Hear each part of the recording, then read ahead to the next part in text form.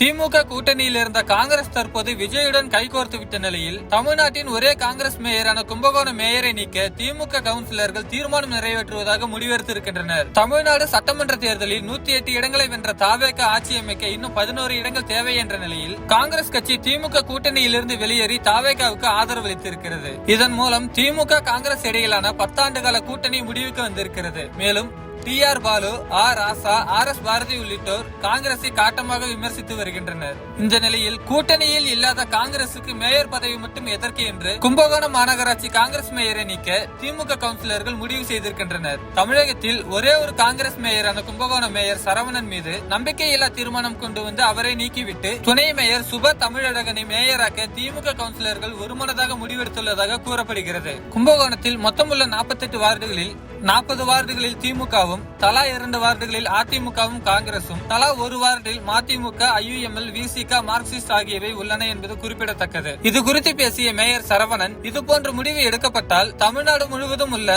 Congress ward உறுப்பினர்கள் திமுக மேயர்கள் மீது நம்பிக்கையில்லா தீர்மானம் கொண்டுவர முடிவெடுக்கப்படும். இதன் காரணமாக முன்னாள் முதல்வர் இதுபோன்ற முடிவை எடுக்க மாட்டார். திமுக இந்த முடிவை எடுத்தால் மேலிடம் என்ன சொல்கிறதோ அதனை நான் கேட்டு செயல்படுவேன் என விளக்கமளித்திருக்கிறார். அதேபோல் துணை மேயர் தலைமை எடுக்கும் முடிவே இறுதியானது, தலைமை என்ன கூறுகிறதோ அதை நாங்கள் கேட்டு செயல்படுத்துவோம் என்று தெரிவித்திருக்கிறார்.